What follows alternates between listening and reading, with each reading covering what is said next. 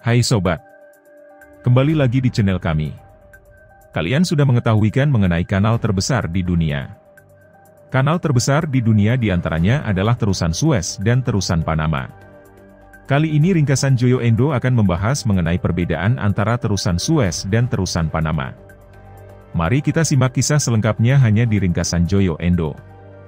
Sebagai jalur pelayaran dunia, Terusan Suez di Mesir dan Terusan Panama di Panama memegang peran penting dalam dunia perdagangan ekspor-impor.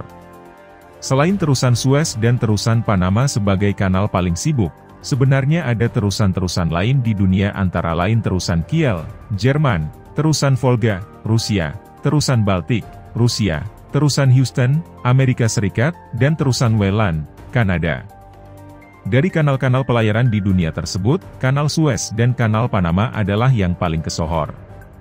Meski harus dikenakan tarif transit, kapal yang melewati dua terusan tersebut pastinya dapat menghemat waktu dan biaya dalam perjalanannya.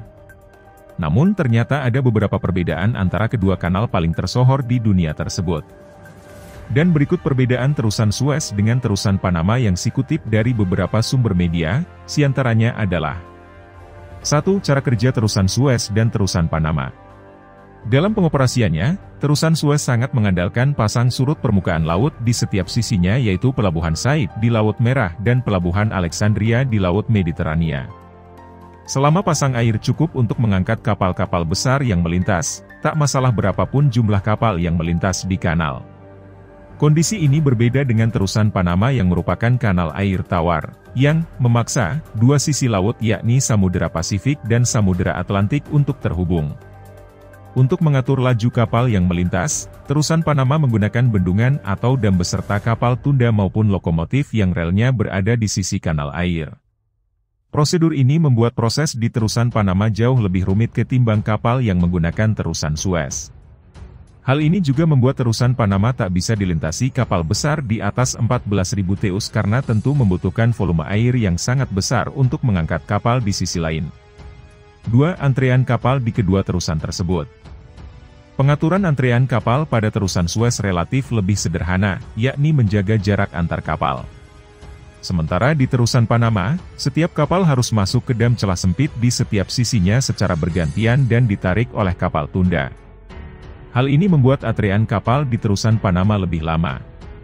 Namun Terusan Panama memiliki danau air tawar di tengah lintasannya, yang kemudian dimanfaatkan sebagai tempat bersandar kapal selama menunggu antrean. 3. Pengurangan jarak dan biaya yang dihasilkan oleh kedua kanal. Sejak selesai dibangun pada 1869, Terusan Suez mampu memangkas waktu tempuh sebanyak 6.000 km. Kapal dari Teluk Persia yang hendak menuju Eropa Utara, sebelum adanya kanal, mesti berlayar selama 24 hari dengan menempuh jarak 21.000 km mengitari benua Afrika. Sementara kini, lama waktu perjalanan kapal dari lokasi yang sama hanya memerlukan waktu 14 hari karena jarak dipangkas hanya menjadi 12.000 km.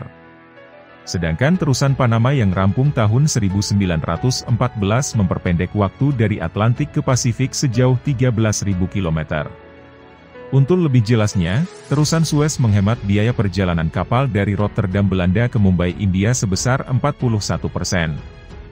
Dan Terusan Panama, menghemat waktu tempuh kapal dari New York menuju Los Angeles hingga sebesar 60%. Nah, kalian sudah tahu kan sobat bagaimana kisahnya? Simak kisah menarik lainnya, hanya di ringkasan Joyo Endo. Terima kasih sudah menonton.